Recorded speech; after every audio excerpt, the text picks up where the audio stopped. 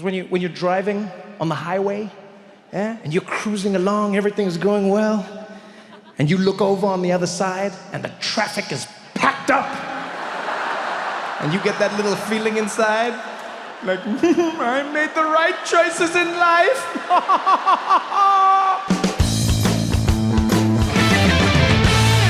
I have been pulled over for drunk driving, completely sober, which is a great way to find out that you're a terrible driver. When cops are stopping you on the highway, like, are you wasted? And you're like, no, officer, that was my best.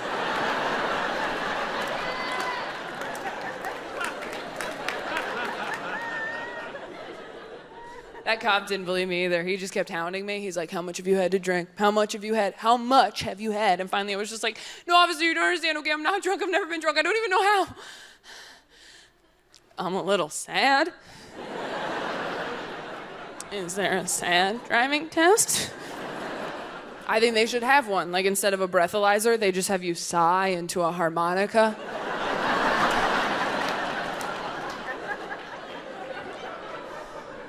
And if it's on pitch, like, out of the car, Johnny Cash, can't have you on the road. Sometimes when I'm driving, I get like road rage pretty badly, you know? And I don't have the physique to back it up. Such a mismatch between my anger and what I could actually do to anybody. I can solve some puzzles really quickly in front of them and be like, whoa, shit, this guy threw me off. I think part of the problem with road rage is that we don't have an adequate way to communicate with each other. You know what I mean? We have a very limited vocabulary. We can say thank you and fuck you. That's the two things we can say. That's pretty limited. Because sometimes I make a mistake and then I wish I had a gesture to go with it. You know, you can't really apologize. Like, I'll cut a guy off and I'm like, oh shit. And he catches up to me and I gotta be like,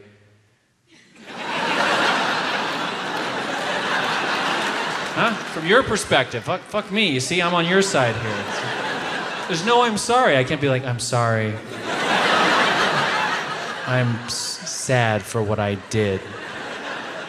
Okay? What the hell is this guy doing? Is it mine?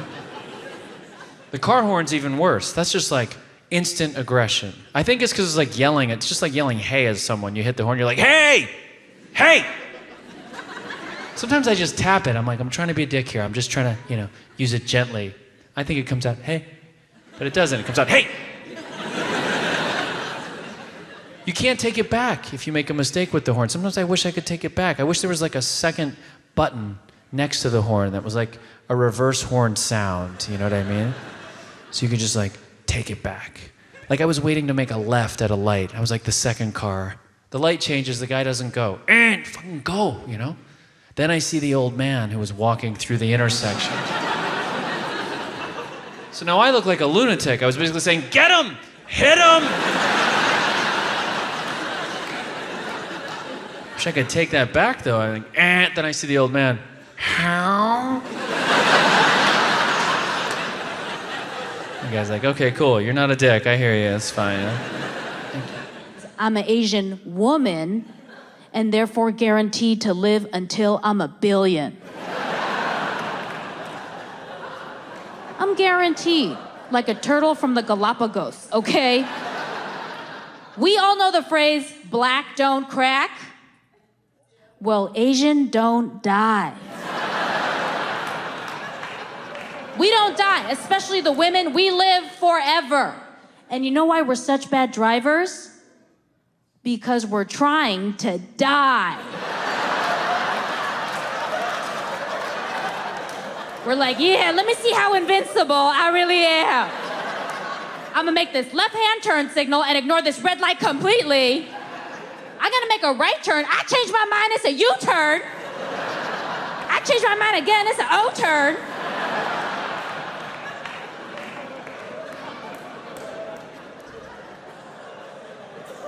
Every time I get into a car accident,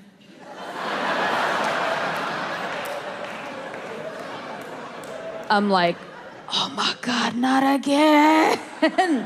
I need to hide my face so that everybody doesn't see that it's what everybody thought it was gonna be. It's so embarrassing. My Toyota Corolla is a mess.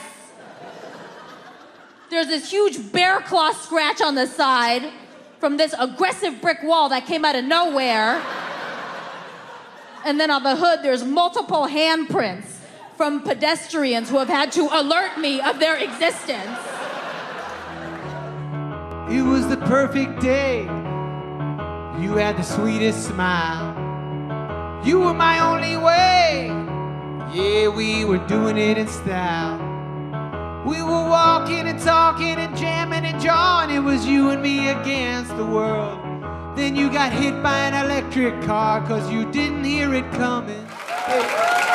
I have one. I have an electric car, but at least I have the decency when I'm driving to put my head out the window and go, here comes the Sandman! Sandman coming, watch out! How about those Teslas now, driving themselves? Those Teslas, that's pretty cool. They can drive themselves. Holy shit, man. Like, and I got in an accident with a Tesla, nobody was in there, and I didn't know who to exchange the information with, and I started screaming, hey, you fucking, what the fuck? And the Tesla's, you know, fucking windshield wipers are flapping back. And I was like, what the fuck does that mean? You did it. And these fucking lights are going on and off. I was like, oh, okay, all right. And then we go to court, and I'm like, I'm gonna fucking destroy this thing. And then the Tesla shows up in a neck brace, and I said, oh, give me a fucking break. What a liar. I like going to lunch with my mom. That's our thing when we hang out, okay? Lunch. But when we do go, I make her drive the car every time. I don't want to drive because my mom is a backseat driver. She comments on my driving, and she knows it pisses me off. So she whispers everything about my driving, which is just worse, because I could still hear her, and everything she's saying sounds so dirty to my innocent ears. With the whispers, I hear her just go, slow down. Too fast. And then she's in the passenger seat holding on that rail. And she's pressing the, I guess there's a brake pedal on that side I didn't know about, because she's pressing, she's just, slow, we're still parked. Slow down, stop it. Take it easy. Take it easy. It's so cold. We're not in a rush. Oh, my back.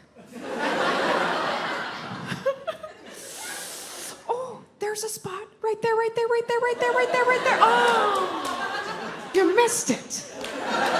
Now we gotta park in the rear. Nasty. We're having a great time, but I was like, I gotta step this up. Like, how do you fucking step this up? I was like, let's go rent a car. Let's go for a drive through the Italian countryside. She's like, great. So we go to the Hertz Bologna, which in Italian means my pee-pee hurts. You can't see me behind this stool. So we go to the Hertz Bologna. We pack up the car. And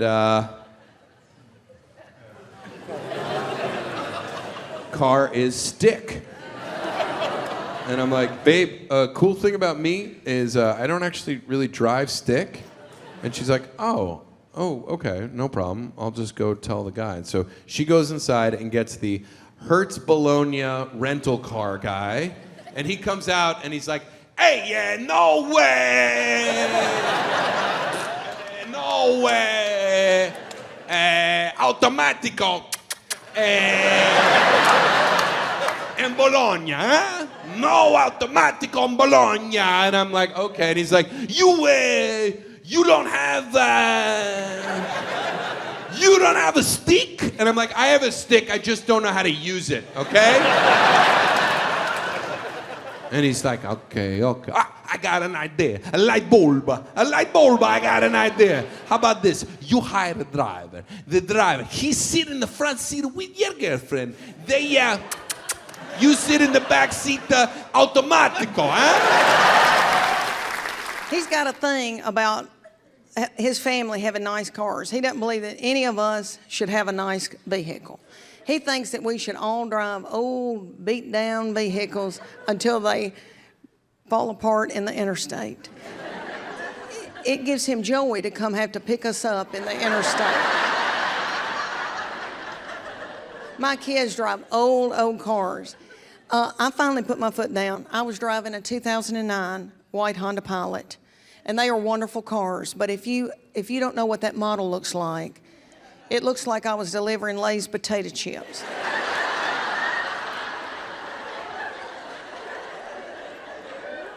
I never felt pretty in it. It had over 239,000 miles on it, and lights started flashing in it saying, "Get out, Leanne. Get out."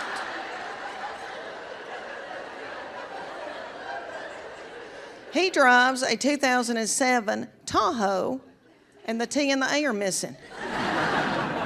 I was trying to figure out, like, where is power the most equal, you know? I think it's a parking lot. Just hear me out. It doesn't matter what you drive. If you drive something, that parking space is yours. And when you are ready to leave and other people are looking for a place to park, oh, don't you love that moment? Like you're walking back to your car from the mall on a Saturday and you're done shopping and you see people like, where will I park? And then they see me and they're like, hey, are you? I'll be like, I don't know. Maybe. I like to give them false hope. Do you ever do that? Like, I know they're waiting for the brake light. Well, first they have their blinker on, like that's an official, that's like my blinkers, that's just mine. You're like, okay. Are the US Marshals gonna back you up on this shit right now? But they want your brake light to appear, because that means you're starting the car. So I'll do this. I'll just hit my brake and release it. And you feel the tension rising, you're like, this is exciting. And then they snap, and they're like, what the fuck are you doing? And that's when I go, I'm eating In-N-Out. I'm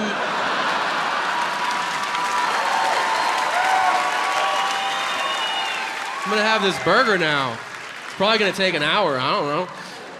But then as soon as they drive by, I'm like, nah, I'll eat it later. I'm gonna go ahead and take off. I remember one time we were really little kids. I have two sisters and a brother, and all four of us were in our family car ride for 3 hours going to Wisconsin. My dad was driving, going down the highway in our white van with wood around the side. Because you remember when you wanted your car to be made of wood? You remember that era? Where we were like, how much wood can we get on this car without it catching on fire? But then the big announcement, we here at Plymouth Chrysler can put a saucy stripe of wood safely on the outside of your car for all those times you've looked at your minivan and thought, it needs a belt. So we're going on the highway. We've been on the road for like 3 hours. And in the distance, we see a McDonald's. We see the Golden Arches. And we got so excited. We started chanting, McDonald's, McDonald's, McDonald's, McDonald's. And my dad pulled into the drive-thru, and we started cheering. And then he ordered one black coffee for himself. And kept driving.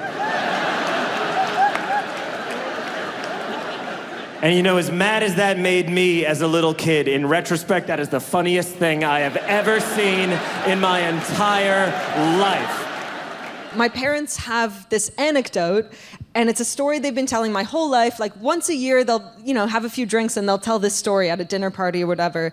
And it makes me feel crazy because I'm like, it cannot be true. So why are you doing this to me? What is this? And my brother and I get really upset. I'll tell you the story, and then you can be the judge if you think it's true or not. Okay? Okay. So my parents swear that when they were in their late 20s, they were driving through northern Ontario, down like a winding road through a forest, and they drove under a moose.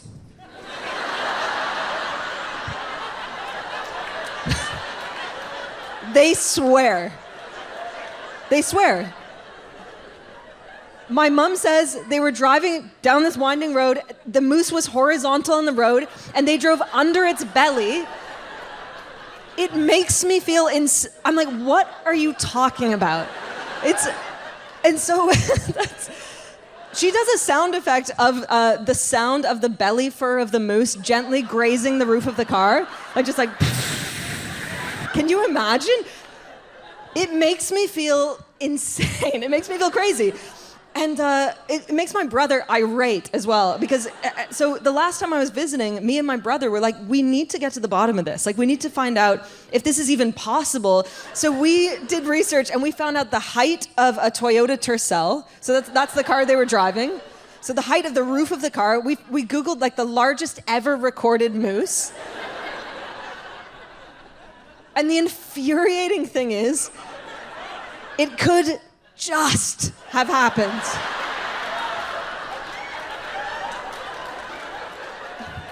It could just have happened. Like, if they happened to stumble upon the biggest ever recorded moose, I guess it's possible. It makes me feel insane. Do you think it's true? Give me a cheer if you think it's true. Really? Okay, give me a cheer if you think it's bullshit. I don't know. I think it says a lot about your worldview. Like, if you know what I mean? If you believe in the moose, you're young at heart. You've retained a sliver of like childlike enthusiasm about life. And if you don't believe in the moose, look, it's been a tough couple years.